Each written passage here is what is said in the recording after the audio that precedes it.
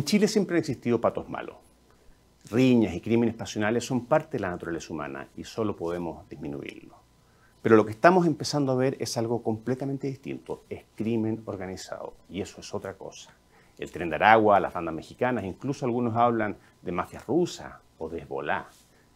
El crimen organizado son palabras mayores porque corrompen a todas las instituciones del Estado. Tiene poco que ver incluso con la venta de drogas en las calles o con los ajustes de cuentas. Es una actividad empresarial que mueve millones de dólares con múltiples conexiones internacionales, donde participan miles de personas y cuya fuerza profesional, logística y operativa muchas veces supera a lo de los propios estados. Las series de Netflix muestran bombas y asesinatos, pero la verdad es que el crimen organizado busca pasar desapercibido. Y si hace las cosas bien, lo logra. Por eso, cuando nos damos cuenta de su existencia, suele ser demasiado tarde. El crimen organizado cuenta con complejas estructuras jurídicas y financieras, mucho lavado de dinero y sobre todo, y esto es lo más grave, alianzas con policías, fiscales y jueces. Pero todavía hay buenas noticias para Chile. Pese a las preocupaciones y a los hechos del último tiempo, no estamos en la situación en la que están muchos otros países de la región, no todavía.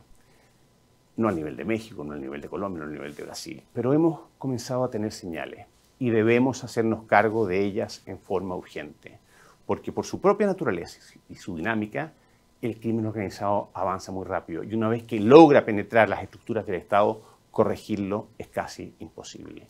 Esa es la verdadera urgencia que tenemos. Por alguna razón, los chilenos pensamos que nunca nos pasarían las cosas que el resto de los latinoamericanos. Quizás haya sido un chilenismo pintoresco, muy latinoamericano, por cierto. Quizás también tenga que ver con que la mayoría de los políticos de izquierda y derecha, los líderes de opinión y las personas influyentes en general, viven en 5 o 6 comunas, todas con amplias áreas verdes, y tienen a sus hijos en educación privada y en colegios bilingües. Quienes viven así, pocos se enteran de lo que pasa en el resto del país.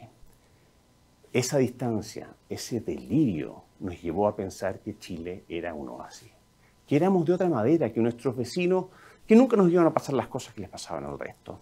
Pero ahora estamos frente a un problema serio. Mucho más serio y mucho más grave, por cierto, que la pandemia del COVID o la inflación y la crisis económica que se viene. En esta vuelta la frase, no lo vimos venir, no tiene asidero. Estamos arriesgando el comienzo de una grave crisis de Estado, una de las más graves que hayamos podido tener como país en toda nuestra historia. Y además tenemos un problema que lo agrava.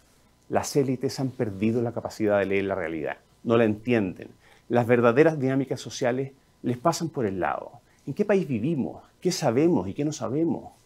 ¿Qué cuentos nos han contado mal? ¿Qué verdades sabemos a medias? Tenemos que saber utilizar los datos que tenemos, la información que tenemos, recopilarlos, trabajarlos, aunque sean incompletos, fragmentados, aunque sean a veces incluso contradictorios. Y con esa información sobre la mesa, recordar algunas verdades. Primero, somos latinoamericanos. En todo sentido, culturalmente, históricamente, nuestras instituciones son frágiles, tenemos tendencia al populismo, somos mayoritariamente mestizos, somos poco ilustrados. Nuestras sociedades son desiguales, el poder del Estado no llega con la misma fuerza a todos los rincones. Segundo, y para esto no es necesario ningún dato, desde un punto de vista logístico, matar o secuestrar a alguien es muy fácil. Hacer un incendio también. Y sobre todo cuando la mitad de los homicidios de un país queda sin resolver y las cárceles ofrecen una serie de comodidades para seguir trabajando con facilidad, irse preso incluso puede ser una buena estrategia delictual. El contrabando de drogas, armas y personas también es bastante fácil. Tenemos 800 kilómetros de frontera plana en el norte y miles de kilómetros de costa donde es fácil recalar con embarcaciones menores, apenas perceptibles por los radares o los aviones de vigilancia. Radares de aviones de vigilancia que además no tenemos o cuyo costo de mantener operativo a jornada completa es imposible. Nuestra capacidad real para fiscalizar es bajísima. Un ejemplo. La fabricación de drogas sintéticas requiere precursores químicos. Hay cerca de 3.000 empresas legalmente autorizadas para tenerla. ¿Cuántos inspectores a nivel nacional tenemos para fiscalizar el stock de esas 3.000 empresas? 3 personas. 3 personas para 3.000 empresas y dejando fuera todos los que pueden tener estos precursores en forma ilegal. Tenemos que abrir los ojos. ¿En cuántos países del OECD se puede comprar autos de alta gama en dinero efectivo? El crimen organizado no llega por casualidad a los países, los elige con pinza y después de muchos estudios. Los países más favorables, con menos riesgo. Todavía estamos lejos de México, Colombia y Brasil, lo hemos dicho, pero tenemos que ponernos las pilas. Estamos dando ventajas. El secreto bancario, el secreto tributario, que para tiempos normales estaban muy bien, quizás tenemos que repensarlo. Quizás ha llegado la hora de sacrificar una parte de nuestra privacidad para vivir más seguro. Los delincuentes sabemos que hablan solo por WhatsApp o por Telegram. Eliminar los teléfonos de las cárceles es una fantasía. ¿No será más inteligente dotar a nuestros servicios de inteligencia, la tecnología y las facultades adecuadas para poder escuchar sus conversaciones y anticiparnos? La famosa marihuana de Temucuicui, que la prensa ha hecho muy notoria, es de pésima calidad. No vale nada, nadie la quiere, su precio es bajísimo, su mercado muy reducido. Muchas veces las camionetas vienen de vuelta a Santiago. Los comuneros que la cultivan siguen viviendo en la pobreza y lo poco que se obtiene se lo quedan contrabandistas de Santiago.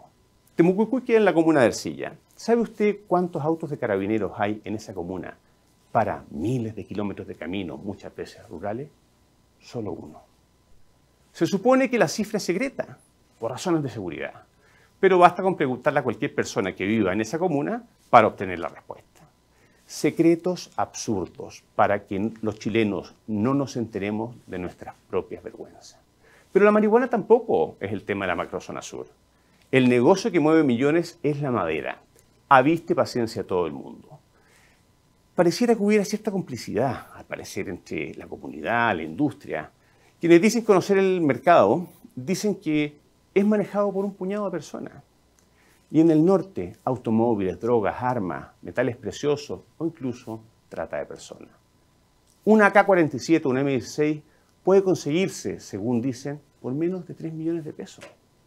Tenemos un problema de Estado y nos queda poco tiempo, muy poco tiempo, menos del que creemos. Y quiero repetir que lo más grave es que hasta ahora no estamos siendo capaces de leer y entender bien el problema.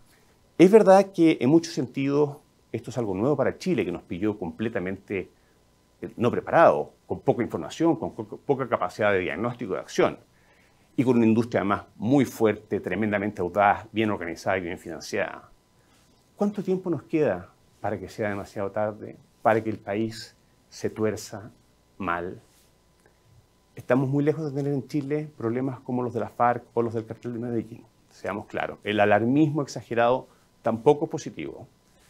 A pesar de que las cifras han empeorado rápidamente, aún somos un país donde impera el Estado de Derecho. Pero lo más grave es otra cosa, y quiero volver a insistir en ello. Una vez que el crimen organizado se inserta en un país, establece alianzas con políticos o consigue con amenazas, sobornos o de cualquier manera incidir incluso en un pequeño grupo de policías, fiscales o jueces, estamos perdidos. Afortunadamente el gobierno lo ha entendido muy bien. Están trabajando con los mayores expertos que tienen en estas materias, gente seria. En esto no puede haber posturas ni de izquierda ni de derecha. Tenemos que actuar unidos. Son asuntos complejos que trascienden los gobiernos, que trascienden las épocas y que requieren un apoyo político transversal. El desafío es gigante. Lo más urgente, lo primero, es entender la realidad. Saber qué es lo que está pasando, tener datos, tener información, conocer nuestras fortalezas y nuestras debilidades. Las propuestas intuitivas o el populismo penal que a veces tanto le gusta a los políticos y a una población desesperada es de verdad una gran irresponsabilidad e incluso una gran inmoralidad. El Consejo para la Transparencia destinará sus mejores energías a ayudar a generar esta información, toda la información que sea útil para resolver estos problemas. Aquí no hay nada que esconder. No hay cifras malas. Lo único que se debe hacer es poner la verdad sobre la mesa. Y esperamos que todos los órganos del Estado y toda la clase política lo entiendan de este modo y colaboren. Queda poco tiempo. Tenemos que ayudar al gobierno a ser exitoso, porque más que un problema del Frente Amplio y la izquierda, esto es un problema nuestro, de los chilenos, de nuestras familias, de las generaciones que vienen. Una vez que el crimen organizado se instala y se instala en un país, es casi imposible sacarlo. Y aún nos queda algo de tiempo. Muy poco, pero nos queda algo de tiempo.